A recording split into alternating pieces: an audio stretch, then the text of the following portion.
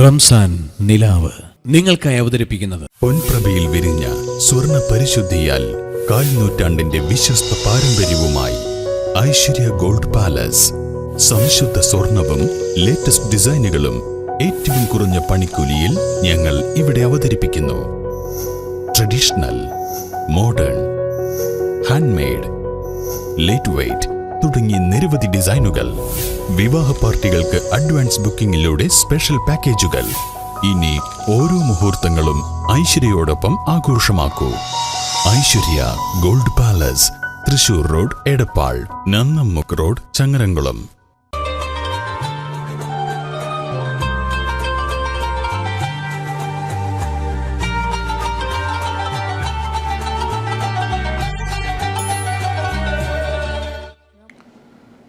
അസ്സലാമു അലൈക്കും വറഹ്മത്തുള്ളാഹി വബറകാതുഹു.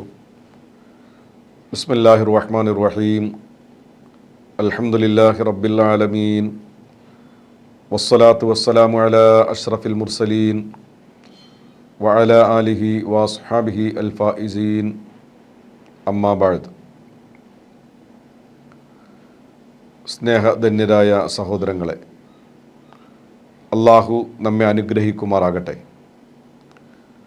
അള്ളാഹുവിൻ്റെ ഇഷ്ടജനങ്ങളിലായി ജീവിക്കാനും സ്രഷ്ടാവിൻ്റെ പ്രീതിയോടെ വിട പറയാനും കരുണക്കടലായ അള്ളാഹു നമുക്ക് തൗഫീക്ക് നൽകി അനുഗ്രഹിക്കുമാറാകട്ടെ.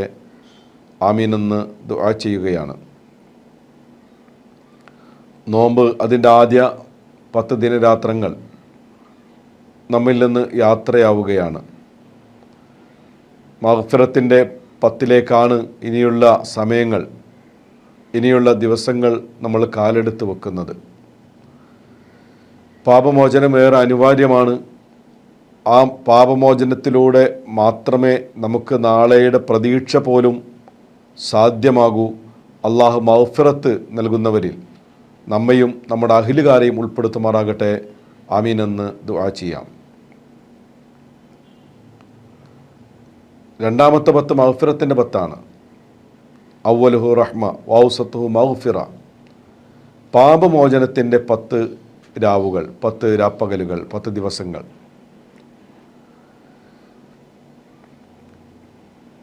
നമ്മളെപ്പോഴും പറയാറുള്ളത് പോലെ നമ്മളൊക്കെ മനസ്സിലാക്കിയൊരു വസ്തുതയാണ്, അള്ളാഹു തൻ്റെ അടിമകളോട് ഏറെ കരുണയുള്ളവനും അത്യന്തം ദയാലുവുമാണ് സൃഷ്ടാവായ അള്ളാഹു. അള്ളാഹുവിൻ്റെ കാരുണ്യം അത് മാത്രമാണ് നമ്മിൽ നിന്നൊക്കെ എന്തെങ്കിലും പാപങ്ങളോ പോരായ്മകളോ വരുമ്പോഴും നമുക്ക് പ്രതീക്ഷയ്ക്ക് വക നൽകുന്നത്. കാരണം അള്ളാഹു പുറത്തു തരുന്നവനാണ്. പുറത്തു തരൽ അള്ളാഹുവിന് വലിയ ഇഷ്ടമുള്ള കാര്യവുമാണ്. നമുക്കറിയാം, അള്ളാഹു പുറത്തു തരുന്നവനാണ് എന്ന് പരിശുദ്ധ ഖുർആനിലൂടെ പ്രഖ്യാപനം നടത്തിയത് പല ആവർത്തി നമ്മളൊക്കെ വായിക്കുന്നവരാണ്, നമ്മളൊക്കെ പാരായണം ചെയ്യുന്നവരാണ്. എന്നാൽ എന്ത് വേണം? ആ പാപമോചനത്തിന് വേണ്ടി അള്ളാഹുവിനോട് മനസ്സറിഞ്ഞ് കണ്ണീരിൽ ചാലിട്ടൊഴുകിയ പ്രാർത്ഥനകളുമായി നമ്മൾ അള്ളാഹുവിനെ സമീപിക്കേണ്ടതുണ്ട്. അങ്ങനെ ചെയ്യുന്ന പക്ഷം എല്ലാ പാപങ്ങളും അള്ളാഹു പുറത്തു തന്നേക്കാം. പുണ്യ റസൂൽ തന്നെ പറയാറുണ്ട്, ശിർക്ക് അല്ലാത്ത പാപങ്ങളൊക്കെ അള്ളാഹു താല പുറത്തു തന്നേക്കാം. ഷിർക്ക് അതൊരു കാരണവശാലും അള്ളാഹു പുറത്തു തരുന്നതല്ല എന്ന് മാത്രമല്ല, അവൻ ഒരുപക്ഷെ തൗബയൊക്കെ ചെയ്ത് ധാരാളം അള്ളാഹുവിലേക്ക് മടങ്ങിയാൽ അവൻ്റെ ഇഷ്ടം എന്ന് നമുക്ക് പറയാൻ കഴിയില്ല. അതല്ലാത്ത പാപങ്ങൾക്കൊക്കെ ഇവിടെ തൗബയോടെ പരിഹാരമുണ്ട്, പാപമോചനമുണ്ട്. അത് അള്ളാഹു നമുക്ക് നൽകുന്ന അള്ളാഹുവിൻ്റെ ഒരു ഔദാര്യമാണ്.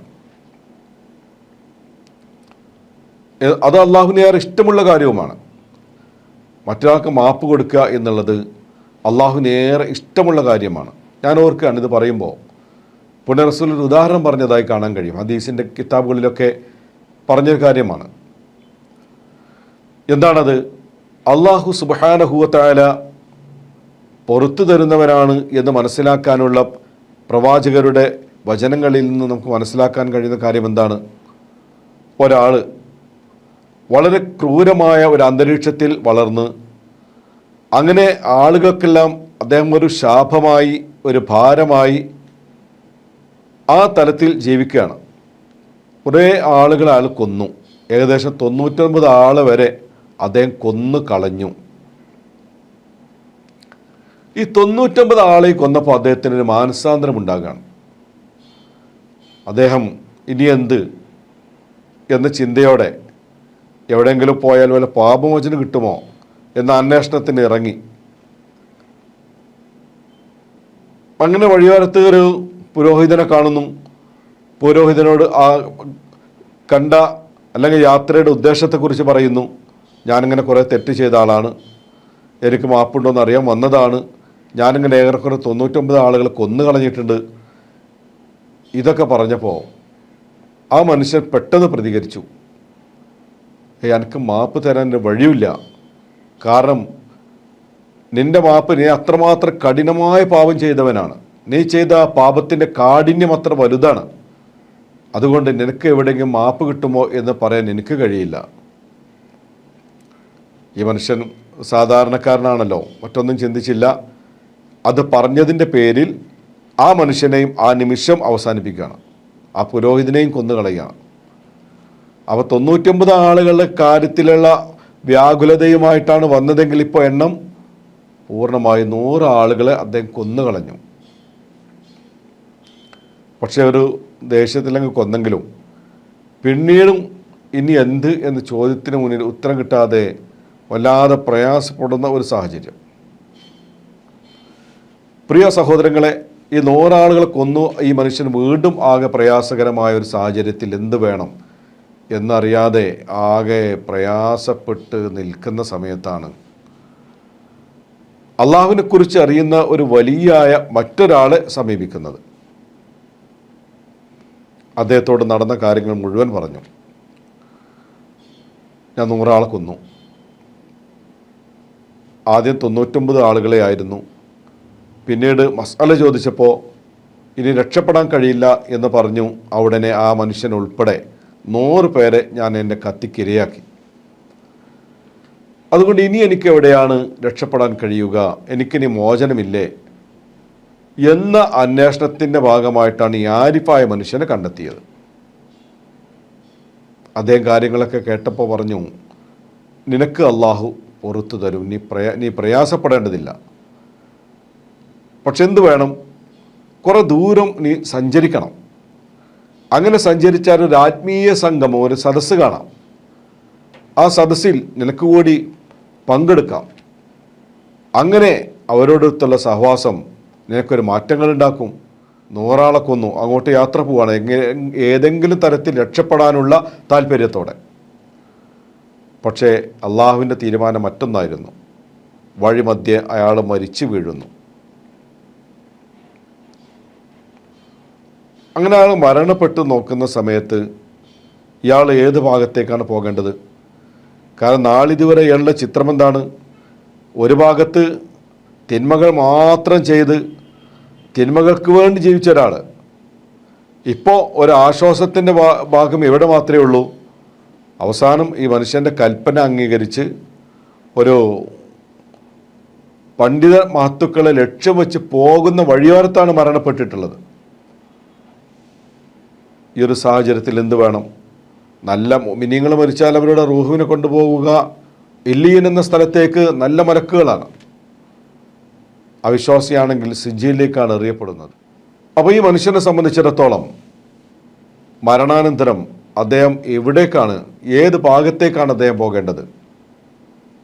മലക്കൾക്കിടയിൽ കൺഫ്യൂഷൻ ഉണ്ടാകുന്നു. ശിക്ഷയുടെ മലക്കുകൾ പറഞ്ഞത് അദ്ദേഹം ഒരുപാട് ആളുകളെ കൊന്ന വികൃതനാണ്, ഒരു കാരണവശാലും മാന്യതയുടെ ഒരു പരിവേഷം അദ്ദേഹത്തിന് ഇല്ല, അതുകൊണ്ട് അവരെ ശിക്ഷിക്കപ്പെടാൻ ആ മനുഷ്യനെ സംബന്ധിച്ചിടത്തോളം 100% അയാൾ ശിക്ഷയ്ക്ക് വിധേയനാണ്. കാരണം തെറ്റുകുറ്റങ്ങളുടെ ഘോഷയാത്രയായിരുന്നു അയാളുടെ ജീവിതത്തിലുണ്ടായിരുന്നത്. എന്നാൽ റഹ്മത്തിൻ്റെ മലക്കുകളോ, അവിടെ സമീപിച്ച റഹ്മത്തിൻ്റെ മലക്കുകൾ പറഞ്ഞത് അതൊക്കെ ശരിയാണ്, അദ്ദേഹം കുറേ തിന്മകൾ ചെയ്തു, തെറ്റുകുറ്റങ്ങൾ ചെയ്തു, ഒക്കെ അംഗീകരിക്കുന്നു. പക്ഷേ യഥാർത്ഥത്തിൽ ആ മനുഷ്യൻ അതിൽ നിന്നൊക്കെ പശ്ചാത്താപ മനസ്സുമായി തൗബ ആഗ്രഹിച്ച് പുറപ്പെട്ടതാണ്. അതുകൊണ്ട് അദ്ദേഹം നരകത്തിലേക്കല്ല സ്വർഗാവകാശിയാകാനാണ് സാധ്യതയുള്ളത്. രണ്ട് മലക്കുകൾക്കിടയിലുള്ള ഒരു കൺഫ്യൂഷൻ. അങ്ങനെ അള്ളാഹു മൂന്നാമതായി ഒരു മലക്കിനെ നിയോഗിക്കുന്നു. ആ മലക്ക് വന്ന് മധ്യസ്ഥനാകുന്നു. ആ മലക്ക് പറഞ്ഞു,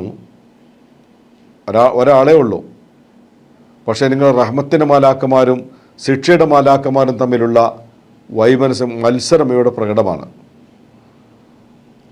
അതുകൊണ്ട് നമുക്ക് ചെയ്യാൻ കഴിയുക, ഈ മനുഷ്യൻ എവിടെയാണോ എന്ന് നമുക്ക് നിർണ്ണയിക്കാം. അതിനൊരു ഉപാധിയുണ്ട്. ആ ഉപാധി എന്താണ്? ഇദ്ദേഹം മരിച്ചു വീണ് കിടക്കുന്ന സ്ഥലം. ആ സ്ഥലത്ത് നിന്ന് രണ്ട് ഭാഗത്തേക്കും ഏകദേശം ഒരു അളവ് റെഡിയാക്കുക.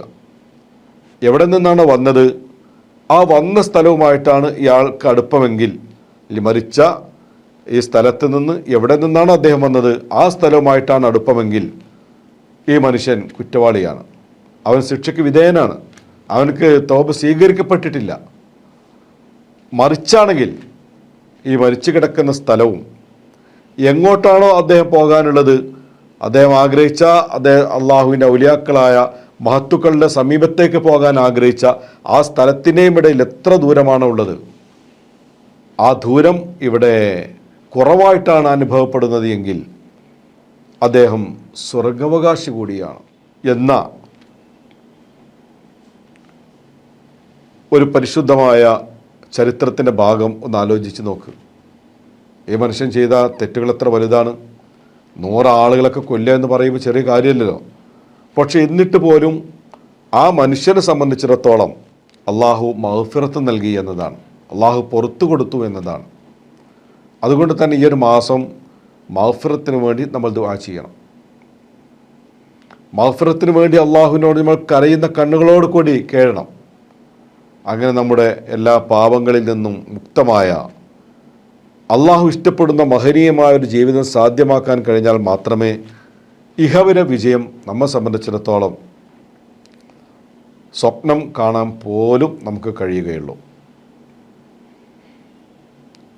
അതുകൊണ്ട് ബഹുമാന്യരായ സഹോദരങ്ങളെ, അല്ലാഹു മഗ്ഫിർലി ദുനൂബി യാ റബ്ബൽ ആലമീൻ എന്ന പ്രാർത്ഥനയിലേക്ക് നമ്മൾ വരുമ്പോൾ ആ പ്രാർത്ഥന പൂർണ്ണമായി നമ്മൾ ചൊല്ലുകയും അള്ളാഹുവിൻ്റെ മഗ്ഫിറത്തിന് വേണ്ടി സങ്കടപ്പെട്ട് നമ്മൾ അള്ളാഹുവിനോട് ആവശ്യപ്പെടുകയും ചെയ്യുക. എത്ര ആളുകൾക്കാണ് പുണ്യ റസൂൽ ക്ഷമ നൽകിയത്. അവിടത്തേക്ക്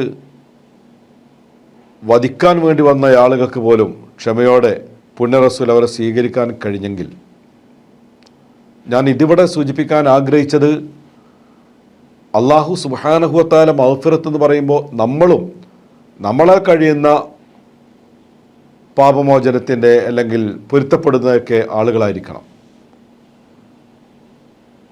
ആ ഒരു മാനവികത രൂപപ്പെടുമ്പോൾ അല്ലെങ്കിൽ അങ്ങനെയുള്ള ഒരു മാനസികാവസ്ഥയിൽ മാത്രമേ നല്ലൊരു സമൂഹത്തിനെ ഉയർത്തി കൊണ്ടുവരാൻ നമുക്ക് കഴിയും. അതുകൊണ്ട് കരുണക്കടലായ അള്ളാഹു മുത്തഖീങ്ങളിൽ നമ്മെ എല്ലാവരും ഉൾപ്പെടുത്തുമാറാകട്ടെ. നന്മയുടെ പന്താവിലൂടെ സഞ്ചരിക്കാൻ അള്ളാഹു നമ്മെ അനുഗ്രഹിക്കുമാറാകട്ടെ. ആമീൻ എന്ന പ്രാർത്ഥനയോടെ തൽക്കാലം ഇവിടെ ചോദിക്കുന്നു. വാഹിർ ദഅവത്തി അൽഹംദുലില്ലാഹ്. അസ്സലാമു അലൈക്കും വറഹ്മത്തുള്ളാഹി വബറകാതുഹു. റംസാൻ നിലാവ് നിങ്ങൾക്കായി അവതരിപ്പിച്ചത് പൊൻപ്രഭയിൽ വിരിഞ്ഞ സ്വർണ്ണ പരിശുദ്ധിയാൽ 1/4 നൂറ്റാണ്ടിന്റെ വിശ്വസ്ത പാരമ്പര്യവുമായി ഐശ്വര്യ ഗോൾഡ് പാലസ്. സംശുദ്ധ സ്വർണവും ലേറ്റസ്റ്റ് ഡിസൈനുകളും ഏറ്റവും കുറഞ്ഞ പണിക്കൂലിയിൽ ഞങ്ങൾ ഇവിടെ അവതരിപ്പിക്കുന്നു. Traditional, modern, handmade, light weight തുടങ്ങിയ നിരവധി ഡിസൈനുകൾ. വിവാഹ പാർട്ടികൾക്ക് അഡ്വാൻസ് ബുക്കിംഗിലൂടെ സ്പെഷ്യൽ പാക്കേജുകൾ.